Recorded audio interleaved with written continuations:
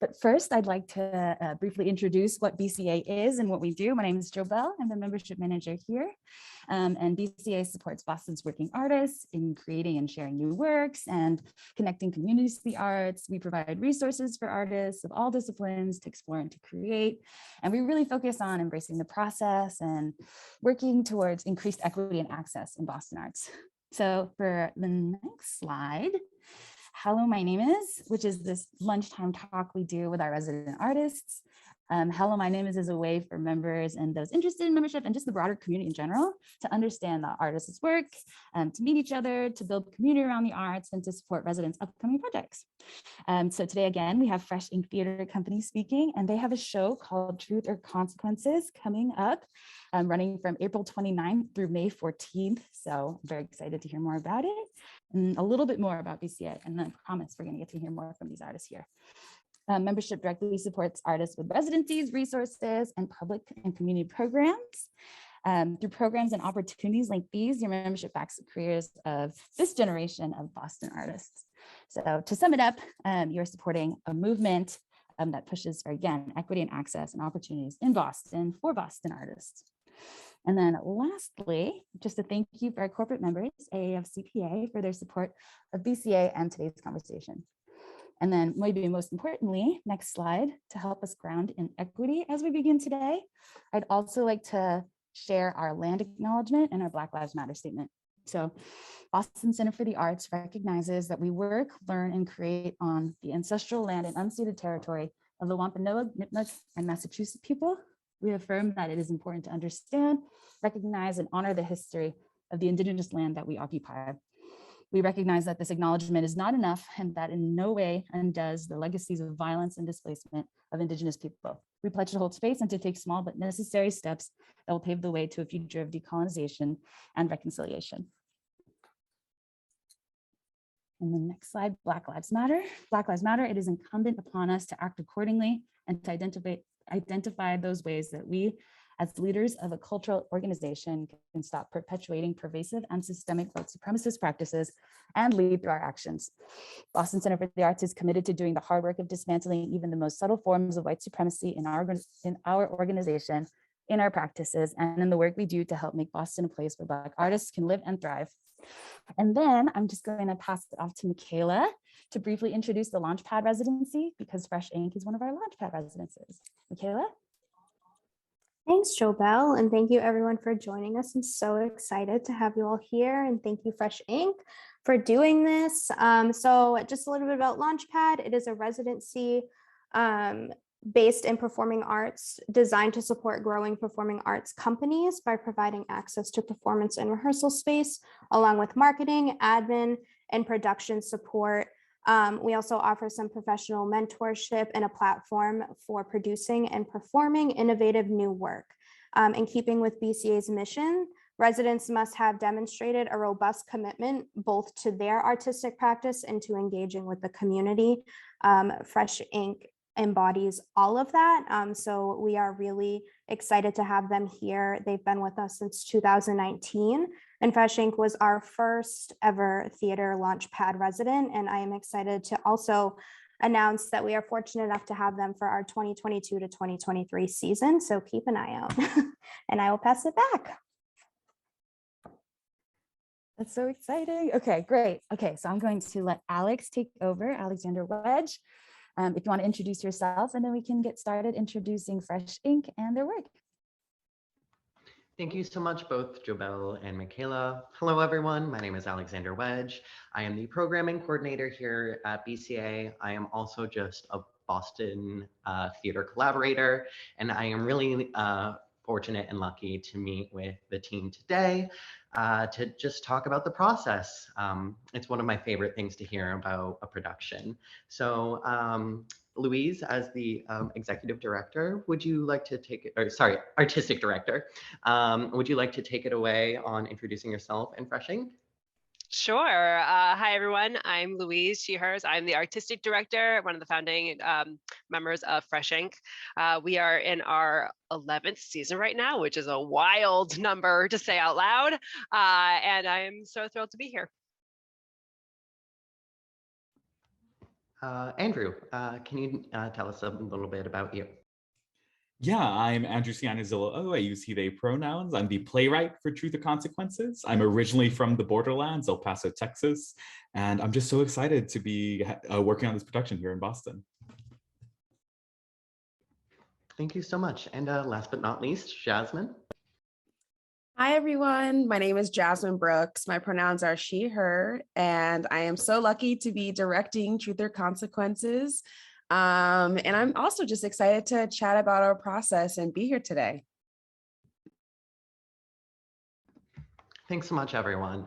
I wanted to start off with Fresh Ink. You said 11 years, and that is insane to think about. I want to hear about what Fresh Ink's history is and how it came to be and what caused it to come to be. So I had been living in Boston for a few years, working in Fringe and working on new work, and had a lot of experiences where Playwright brought a play to a theater or their own theater if they were self-producing, and was like, here's a draft, it's perfect, let's go. And I was horrified by a lot of that most of the time, and realized that there wasn't really an avenue for new work to be developed, especially in a Fringe capacity here in Boston. There was, I think the Huntington was doing stuff at the time, and maybe one or two other bigger stuff, but nothing really focused on developing the work and then potentially bring it through production. And so that's why Fresh Ink was born, and really with a focus on nurturing playwrights and what they need to succeed, and working a lot with some earlier career to mid-career playwrights and figuring out how to work with them to advocate for their work, for what they need from the process, and making it truly playwright focused. Thank you. I was wondering, for anyone in our audience, if you could explain what Fringe would be compared to like something you would see at the Huntington. Sure. Fringe is gosh, I'm sure everybody has different definitions of it, but my definition of it, I should say, because I am in no way amazing. My definition of it is basically a company that has very little money and is doing a lot in a very money constrained environment, but still that leading us to very creative solutions to things. And so we don't often have big donors like the Huntington. We might not have space, which is why we're at the BCA, which is like the most incredible thing, right? And so we might not have all of those. We might not have full-time staff, and we're working on a very small budget in a small capacity, but therefore creating super cool work because we don't have to deal with banks, right? Like we don't have to deal with all these people that might put constraints on our work, and can then truly make it as creative and expansive as possible. That's awesome. You kind of answered this question a little bit, but I'm so curious, what exactly about the BCA Launchpad residency drew you to BCA, and how has that kind of connected and expressed and just impacted your work? It's made a big deal. It's been a big deal for us to being able to have a home where people can always find us. It seems like a thing that shouldn't be a big deal, and yet it makes such a big deal for a small company such as ours. And so having a space where people can find us constantly, and having a rehearsal space and an office space, like for gosh, the first 7, 8, 9 years of the company, we were meeting at like Panera's, like people's living rooms, and like wherever we could, just to like have conversations. And so the idea that we even have a space where we can meet together as a company and rehearse is like mind-boggling amazing. And that has completely changed how we are able to work, and just makes everything infinitely easier. The idea that our office is on the campus where we produce, so that we can put things for front of house in our office, and then just take it down some stairs and like in 2 different doors, right, is like amazing, instead of like piling it into cars and finding space in basements and like all the sorts of nonsense we had to deal with before. So it is making a big difference in our lives.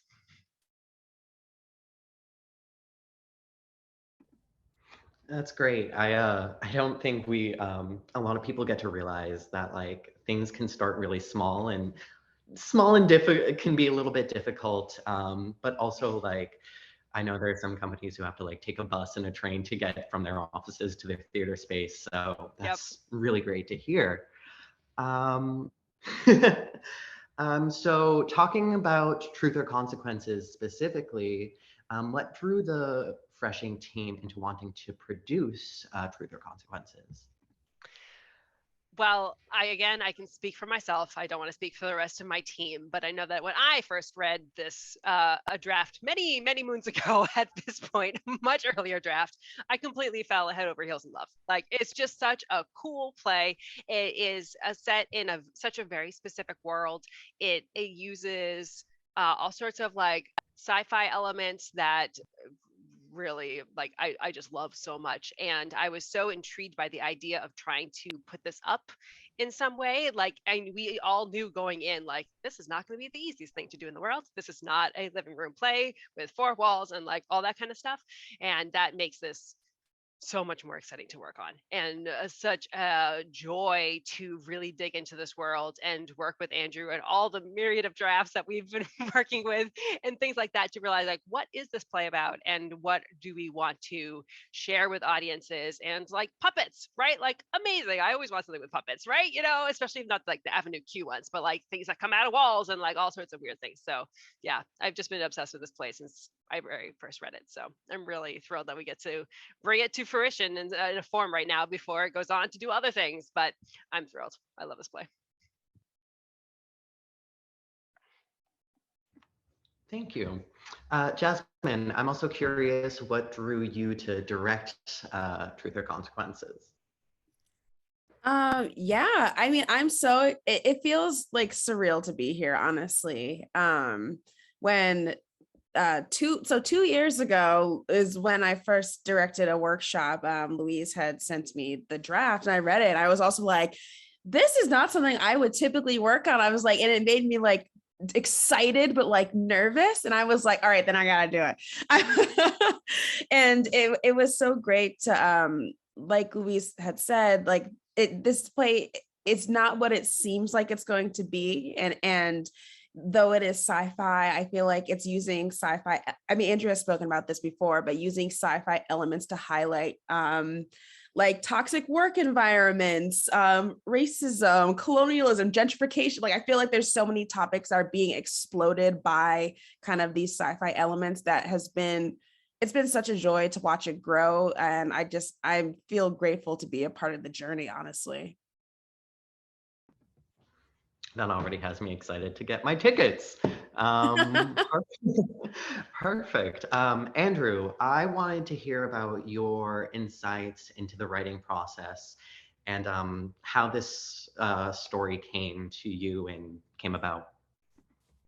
Yeah, I like everyone said, I love science fiction. I love fantasy. I tend to use that as a mechanism to talk about things like race and colonialism. And I really wanted to approach this as just a love letter to X-Files. It's two agents from some secretive government who find themselves in a motel room, and not quite a spoiler, but they find out the motel room is carnivorous and is planning on eating them. And it's a wonderful little setup that I just wanted to feel like an episode of the X-Files or the Twilight Zone. And Fresh Ink is such a lovely home for this piece, because I knew, you can't just take a show like this anywhere. There are going to be theaters that immediately approach this and look at all the reasons not to do it. And like Louise said, there are so many reasons to do it because it is so different and expansive and strange. And it's just been such a joy being able to work with the company and work with a director like Jasmine, who will take sort of suggestions and these big ideas and these crazy moments and just sort of roll with it, instead of, well, how can we do something like that but different? It's more so, okay, how can we make that happen? How close can we get that? And it's just been so amazing to have that freedom to work on something that is strange and write scenes that are different and odd and surreal, and know that it'll be accepted and going from there. It's been such a joy. Thank you. That is really exciting to hear, actually, as an X-Files fan, and also just sci-fi fan in general.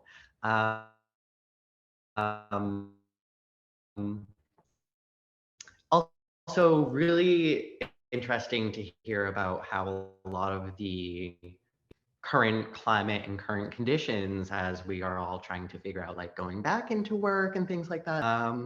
So we know this project has been in the works since pre-COVID times. I remember actually being an intern here and helping promote the workshop a year ago now. How has the play developed since it was originally supposed to be produced? Yeah, it has gotten 3 different endings, I think. We have rewritten it so many times, but I'll say that the first draft, I still love it so much, and I'm glad it captured, Fresh Ink's imagination. But it really just felt like the tip of the iceberg. And every single time we've approached this with a new cast, with a new workshop, we've discovered just so much about this world and just what the world is trying to do and what conversation it can have, and really just fine-tuning what I felt like the purpose of this play is. It really started as, how can we talk about like Mulder and Scully, but if they're in a toxic work environment? And it became more about like, how do young people of color tussle with working in structures where white is the predominant power structure, and realizing how much they've assimilated into a culture that is toxic. And we've just been able to expand that notion and just really dig deep into what that means. So this started as generally a very focused play, but has become so expansive in what it's trying to combat and talk about. And now we're having conversations about a carnivorous motel that represents or stands in opposition to colonialism, and that is such a strange thing to find ourselves exploring, but it's exactly what I was hoping for when coming to Fresh Ink. That's awesome. Thank you. I'm just letting the audience know that we will be getting rid of the slides so we can focus on the interview a little bit more, not spooked by it. But that has been such an interesting process. It's always interesting to hear that there's been 3 different endings, but that each time you return to it, it's still so exciting to see. Jasmine, I guess that process of like constantly looking back into it is part of doing a new work. I want to hear more about the process of directing a new work and having such a brilliant playwright involved. And do you find it different from directing an already established play where the playwright might be 6 feet under? Oh my gosh, that made me laugh. I love working on new work. Actually, it's funny because I've primarily directed new plays. I haven't really directed any like published plays. I really do like new work because I just love it. And I love the process of seeing how the play has grown. I mean, I need to talk with someone. So I love being able to talk with Andrew about, how do you feel about this? What if we try this? Like, okay, that doesn't work. What about this? Like, and I love that aspect of like, let's figure it out together. Like, let's collaborate on this thing. Let's see how it can grow. That to me is just like my favorite part on working on theater. It's just, it's the collaborative part. Like it's collaboration. Like that's what it should be. And it just gets me so excited to work on a new play. And it's great because I feel like whenever I have questions or I'm wrestling with something, it's just so convenient to be able to communicate with Andrew and ask questions, and also to our dramaturg Lena, who's amazing, who's also been on the project with us for 2 years, and how like maybe I'm focusing on staging, but then Lena's also great to be like, hey, can you talk to Andrew about this? And the 2 of them will go away and then magic comes. So it's really such a warming process, and it's such a feel-good process, and yeah.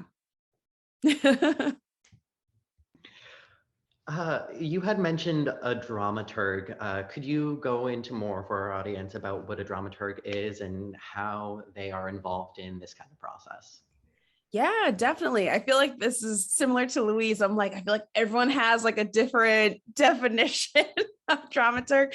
But I guess for our process, for Lena has been great with communicating with Andrew about the rewrite process, kind of thinking about the structure of the bureau, tracking the timeline, the characters, the continuity, and being the person that's like be able to be the connector in the room. And that, like when we have table work in the beginning, when we're able to like read the play and talk about the scenes, the actors, like being someone who's also there to like do that connective work.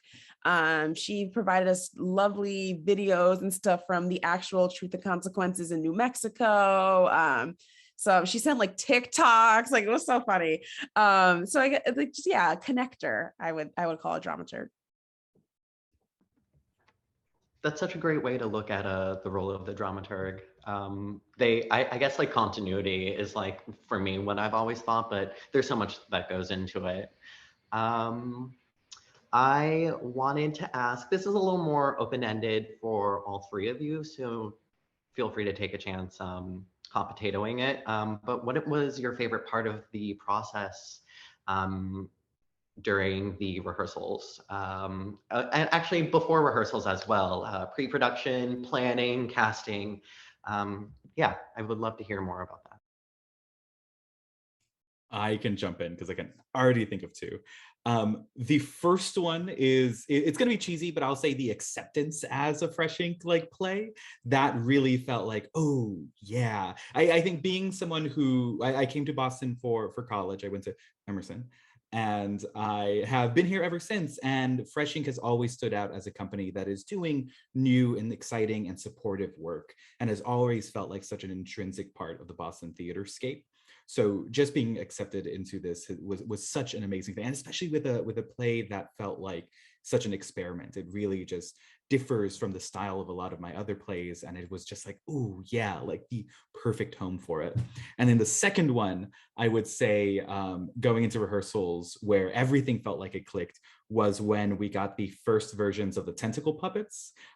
Tiny little spoiler, but once we had those and they were tangible and real and they were moving, I'm like, oh, we have something really wonderful here, and such a joy ever since.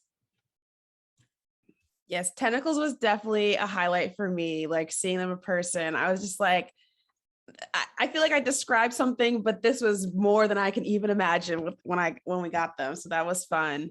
And I just love getting new pages. We actually got new pages last night for Andrew, and I was working my day job, and then I could only read it once I got to rehearsal, and I went, oh my God. And everyone was like, what? I was like, we'll read it in a second. I was like, so it's always a fun moment to like get new pages and like to read it and have everyone's reactions. And it's so fun.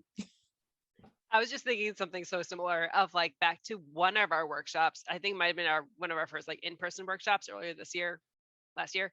And like I was at the first rehearsal, and it was great to meet everyone. And then I wasn't there for a few days. And then I came at the very end to just hear a new read of where we were. And I hadn't read the new pages yet. And so I'm like gripping my chair, like, what's happening now? And like, I remember at this point, like what that draft was or what the thing was, but it was purely of like the excitement of new pages and like seeing and hearing new things click together where we had talked about it. And then to see what Andrew actually wrote and how it actually now makes so much more sense. And like, just that excitement of watching the thing continue on, right, and get better and better, and just like, everyone's a genius in this room, oh my God, I had no, like all that kind of stuff. It was pure joy. Yeah. I appreciate hearing about the new pages because especially in a new work, I think what's really interesting to know is like 15 minutes, but 15 days before the production opens, even like the day before the production opens, the script could really change. Andrew, I'm curious about what that process is like for script changes where you're like, this isn't the right thing, and then you finally land on it. What's that kind of process like? It's wild. I enjoy, first of all, the freedom of writing new pages. I know we came into the production process, and I was like, I'll freeze the script early on, and then here we are, new pages last night.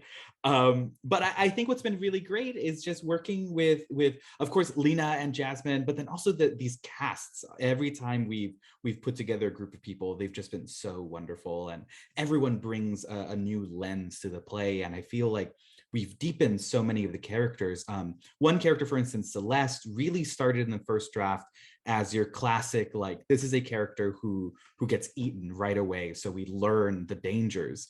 But Celeste has now become this really three-dimensional and full and deep character, and that's only like enriched the world, and that was directly because of such wonderful input from the cast. And even now we're making discoveries that really enrich them, and the new pages last night just brought a whole new layer to a character that's been part of the play since the very beginning, but it's just really deepened the aspects, and it's just so wonderful. The freedom is so great, and just being in a room with people and being able to have that open dialogue and those back and forths, and being able to throw a question out and see immediately what the reaction is has been so great. What I've noticed throughout this whole entire lunchtime chat is that it really seems like the collaborative process really helps excel the art, because you could be spending your whole entire day over your keyboard typing pages up yourself, but unless you have the other actors, the other artists in the room, you wouldn't make those realizations. So that's really great. Thank you for really all sharing about that. I wasn't sure if anybody else had anything to add to that. I just was really enjoying Jasmine's knowing nod of like what the new pages brought last night. That brought me great joy. I know I haven't had a chance to talk to Andrew yet. Just he knows I was shook. Everyone was shook.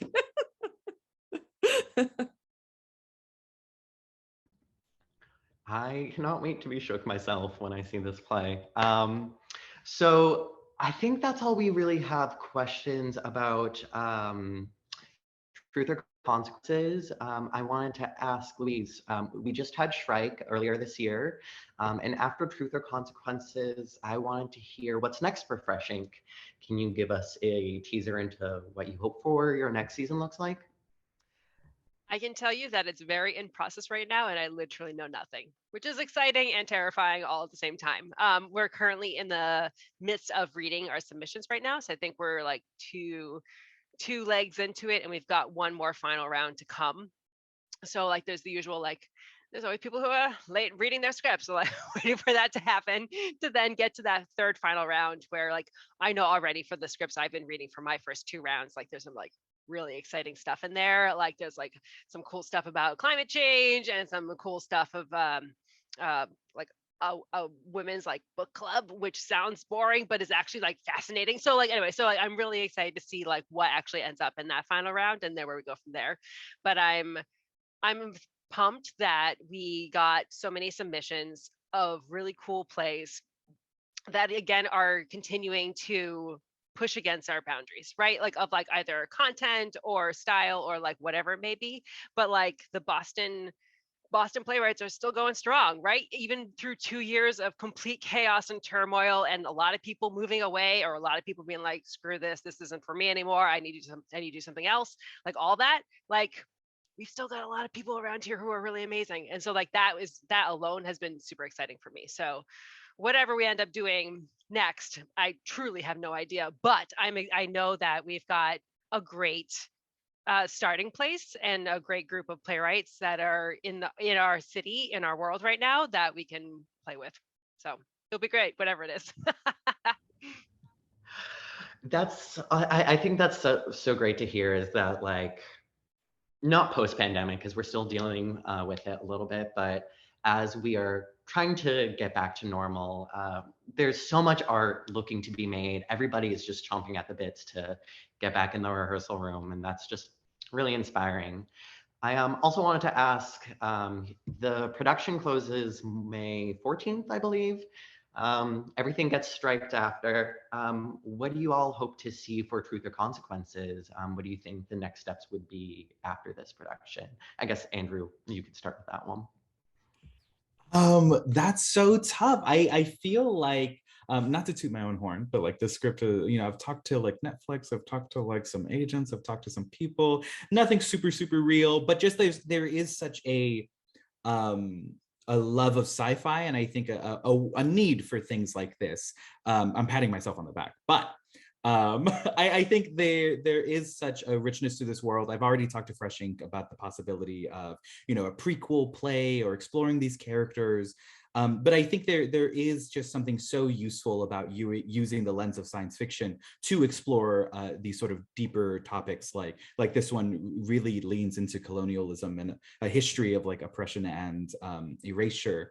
So I don't know, but I'm excited. I work a lot in podcasts. I've envisioned a version of this for audio. I've envisioned, a series that looks deeper into this world. But I think it's just such a rich and fun world to play in, that really the possibilities are endless, and it comes down to like, how much time do I have, and how much can I really dedicate. But I'm excited because it really feels like it could be anything. I'm so intrigued by the idea of this moving to film, because the play we're working on right now is so theatrical, right? It is absolutely made for the stage and should be on a stage and that sort of stuff. So the idea of you then having to like go back to the wheel to a certain degree and either take this play or something within this world and make it for film or make it for television or something like that would be fascinating. It'd be really cool. I'm so here for the Netflix HBO limited series. I'm just putting in the universe.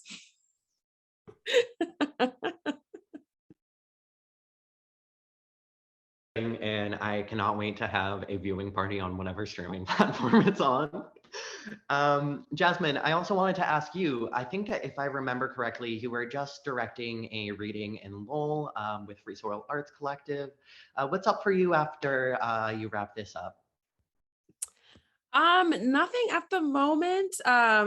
It's been a pretty busy past like since September, which has been amazing. It's been really amazing, and I've gotten to work on all types of new work. But I'm excited for like a little summer vacay and then jump back in the fall.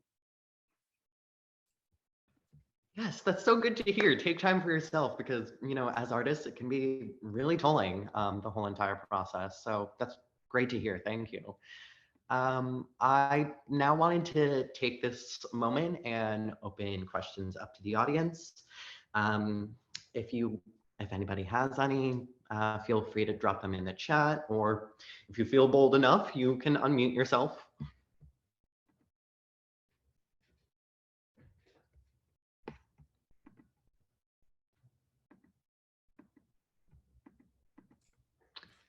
While people are formulating questions, I will just throw in that if you're sci-fi lovers, there's a ton of like Easter eggs and references to things. I'm a sucker for a lot of old school sci-fi, so when you're watching the show, which you should, see what you can spot. Ooh, I'm excited for that. Seeing a couple of questions now. Andrew, could you talk about more where you find your inspiration from our JRB here at BCA? Yeah, I think specifically with something like Truth or Consequences, it came from just wanting to write something that maybe only I would enjoy. Like, what is a very niche thing that I can just explore and I can sit down and I can just plug away at it. In a lot of ways, I like to consider Truth or Consequences having originated in fan fiction and just really writing characters in a world that feels kind of familiar to something I love, but putting my own spin on it. And it has since become very much its own thing. But I think when it comes to like really working and tussling with things, I really just write about stuff that I want to know more about. I'm currently working on a werewolf play that's also set during Easter, and it's also about Catholicism. So it's I care about that. Maybe no one else does, but I care about it, and I'm going to write it, and we'll see what happens. And I think that's the best thing you can do for yourself, because then it kind of feels like you're just writing for yourself, and that's fun and enjoyable. And then some wonderful people like Fresh Ink will say, you know what, we'll do it. So yeah. Yeah, send me a werewolf play. I'll take it. Yep. That sounds great. I think a lot of the times there feels like a pressure to, know your audience, which is always helpful, but I think it can be so freeing to just do the work for yourself and see who the people who are interested will come to you. That's really great. Thank you. Joe Bell asked, this might be a little bit spoilers, so you can dance around it if you need, but can you expand on what you meant by the play is very theatrical and would be strange to adapt to film? Because definitely there have been musicals and plays that have been adapted before that's like, these were interesting choices to make for film. I can see how it'd be with the sci-fi elements, like obviously like that is inherently like I'm in the middle of watching DS9 right now, right? So like obviously there's like a ton of opportunity for that and like it makes sense. I think the way the play is structured and the relationships that Andrew has built through this is truly, I think there's something so intimate about it that really like is beautiful to have on stage and physically in front of you. Right. And I think that the and also the way that it's scripted also really reads as a play to me, even though we're using elements that you mostly see on television, if that makes any sense. Do you two have any other thoughts of how this is what I'm trying to say? Oh yeah, I'll just add briefly that absolutely when I started writing this, wanted it on stage, and specifically, it'll feel familiar to those that are used to sort of like living room plays or couch plays or one room plays. It really uses that to its advantage, and I really wanted to get a sense of claustrophobia and people being in that room, being with these characters stuck in this motel room, and having the theater really feel enveloping, which from what I've seen of Jasmine's directing so far, I'm so excited for people to get in the room there. Yeah.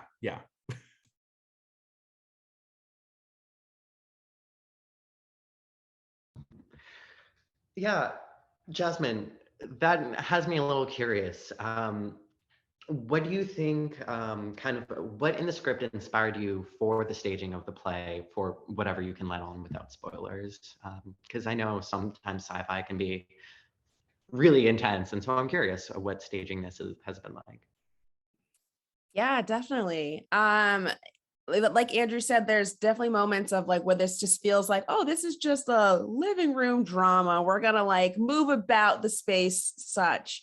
But then the moments where, I mean, Andrew already said how the motel is carnivorous, but when those moments are there, how can we heighten them in a theatrical way with tentacle puppets, with many things that I don't want to give away too much, but there's fun theatrical elements, I think, heightens this motel room in a way that I'm so excited for all of our amazing designers for lights and sound, everything. I'm really excited for all of that to explode those moments. Thank you. Another question in the chat. Louise mentioned that there's been a lot of change in the industry in the past few years. Since COVID, people had moved away for financial reasons, as well as just Boston has changed around a bit. What are some of those challenges that you all have faced, but also what has helped you get through those challenges? It's funny, I was actually thinking to like the other day about the many casts that we've had for this play. And majority of the people who have read for this play no longer live in Boston. So it was like, it's kind of a funny thing of like, sure, that's a negative, but it's also a positive of like, it's too bad that someone who has read for this play has moved away, but it's also given opportunity for someone else to also explore that role. So I think it's been great to like, I feel like I've made so many new connections. Zoom was able to do that. And then also moving in person to like, it's always funny to like meet the people you only knew on Zoom in person for the first time. And it's like that. I had that moment with Sandra, who plays Chavez. She was someone who I knew on Zoom, and it was like, hey, nice to meet you in person. So I feel like it's been like kind of a bittersweet thing of like, it's too bad that people are moving away, but there's like so much room for opportunity for new connections, which is exciting. I totally agree, Jasmine. Like it's been a a good challenge to meet new people, right? And like either like people fresh out of college and are staying around, or just freshly moved to Boston, or just people I completely missed for the first 3 years that they were here. And I'm so excited to meet them now, you know, or whatever it may be. So it has definitely been a challenge and something, a bit of like reworking our systems and how can we be more equitable in first place, but also how are we reaching out to these new people that we don't know yet, and how do we do that? But a great challenge, and like a worthwhile challenge for sure. And again, we've met all these amazing people that I adore and can't wait to work with again in the future, right? In whatever capacities. I have to ask, what was an interesting thing you noticed from shifting from Zoom to in person? Because we all had the lucky opportunity to experience Zoom theater. We're happy to be back in person a little bit more, although virtual did allow some accessibility. But yeah, I'm curious to hear what that difference was like, and if there were any discoveries that were made because of that shift. I felt like I got to re-meet the play, which was really nice. Because when you're thinking of staging it for Zoom versus staging in person, it's like I felt like I did it. I felt turned around. I felt like I was like, this is the play that I've been working on. What? So it was exciting to like re-meet Truth or Consequences, and thinking about how it lives like in front of us and not just in a little box. Yeah, that's something that's really sticking with me.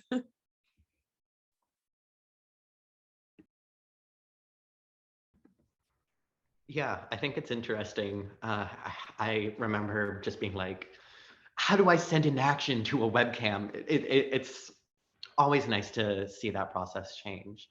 I think we have, many more questions. So we have 3 different positions here. So an artistic director, a director, and a playwright. And I know you all dabble in other areas. What advice do you have for anyone who's upcoming in your respective positions that you have? It's gonna feel like cheating a little bit. I want to say networking, but networking has such a connotation to it that feels like work. But I think like the conversation with Zoom, we've had such an opportunity to just work with so many people, and half the actors we've had for our digital readings are just all across the country now.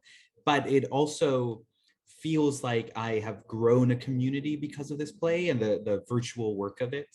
And I think that's the biggest thing. I think especially as playwrights, it can feel so solitary. You're writing on your own. Your play is only getting read by readers that you'll never actually meet. And maybe you get a production or a workshop and then you meet a team.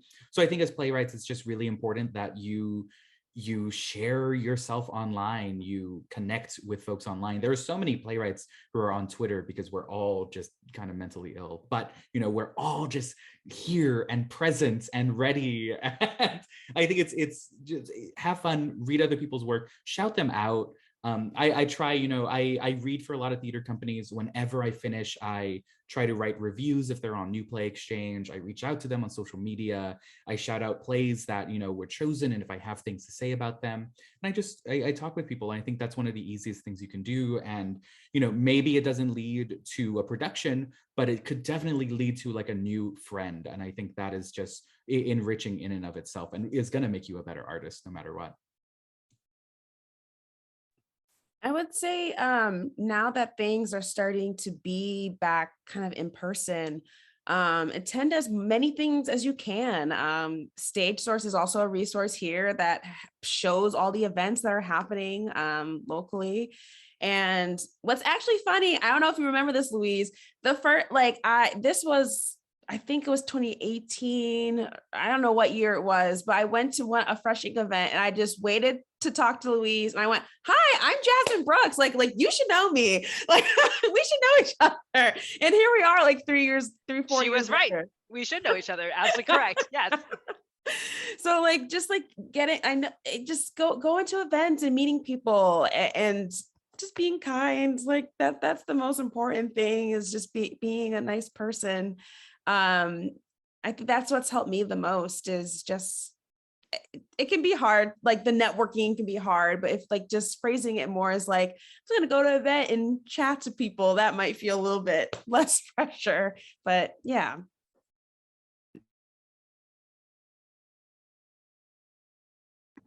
I have nothing to add. I think they're both spot on.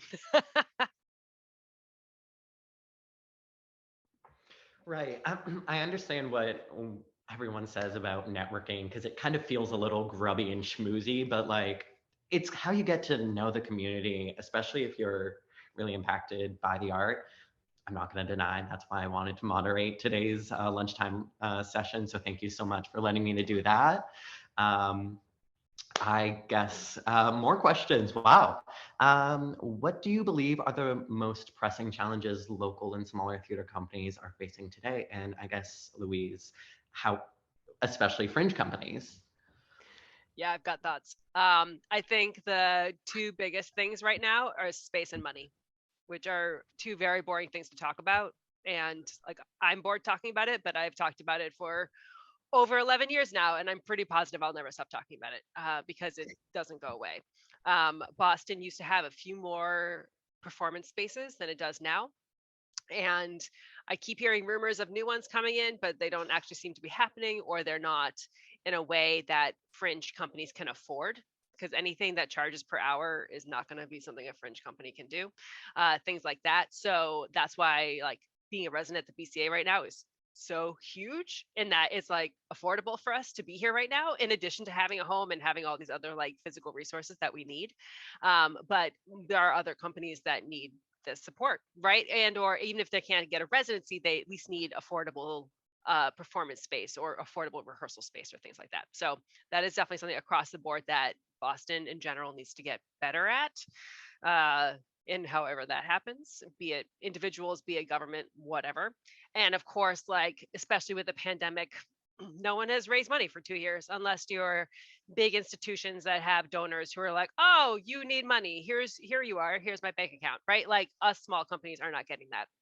And so I think the best way to help us, if like, especially for those of us, like we're assuming like we assume that we're working with people who don't have huge bank accounts that can just like donate like that. So really the best way to help is showing up. Like just like what Jasmine was saying, of like going to see things, going to support things. So good for your own networking, but also just supporting companies. I can't tell you how many times through the years I've heard, oh, Fresh Ink, I've heard of you, you're great. But then they don't come to our shows. So I'm like, that's cool that you know who I am, like metaphysically, but like I need you physically present. I need you to physically see our work and support us in that way of like being in the space, having these conversations and coming to our next show. And honestly, even that alone would be huge and supportive. So there's my TED Talk. Thanks. I want to jump in briefly, and this is kind of cheating because it's kind of answering the next one as well. But I just want to echo, showing up, it is so wonderful, but also just word of mouth and just out loud saying when you enjoy something. I mentioned earlier talking with Netflix, I've Zoomed with like actors that I just love. And it's all because someone down the road read the script and pass it on. Like I only met with Netflix because the wife of the agent read the play because a dramaturge from another theater really enjoyed it and shared it. And so much of like playwriting success is just people saying, I read it, I loved it, I shared it. And so much of that can be expanded to just like the fringe theater scape as a whole, just saying that you went and saw something, you really loved it, you want to see it again, or you advise people to go see it. That is the lifeblood of new work and small theater companies. And it just makes such a huge difference, just having someone in your corner, just even to say, hey, I really enjoyed it and you should try it. Like that makes a world of a difference. I gotta say, like, I'm in my second year in the arts admin world, but just like watching the numbers change and watching people actually show up does actually make a difference from the admin side as well. It's really insane. I've been working with the development department here at BCA, and I've been lucky to really watch that. So anybody here, I hope you're getting your tickets already for Truth or Consequences. Yeah, so is there anything else? I guess this was a little touched on. that people can do to support artists like Freshing Theater, Jasmine, and Andrew.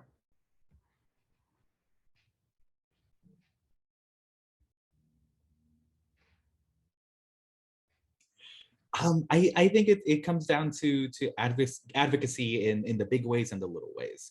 I try to stay keyed into, I'll say local politics, but I try to stay keyed into when there are votes that are related to theater, to arts funding.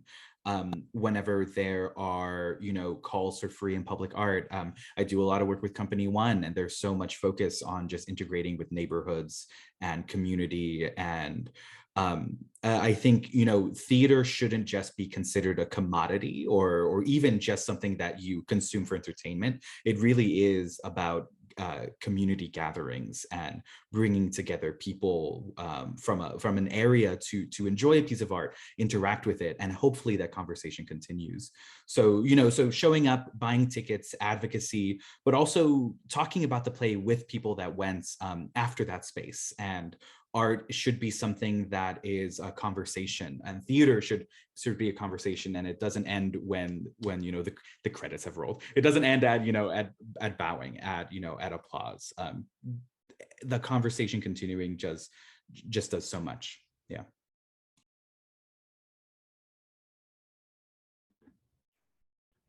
Yeah, I gotta say, some of my favorite things to do after a production is just get a drink and like dissect it with anybody who I saw it with. So thank you, totally. I think that's all the time we have. I wanted to thank you, the three of you again, for letting me just pick your brains a little and chat with you. It's been an amazing opportunity. I am going to hand it back over to our membership manager, Jobel Mesa. Jobel, take it away. Yes, thank you so much for the three of you for being here today. I just loved the energy, and you got us all so excited to see this show. And thank you everyone who attended for supporting Louise and Jasmine and Andrew, Fresh Ink, BCA, Truth or Consequences. It's really, really exciting.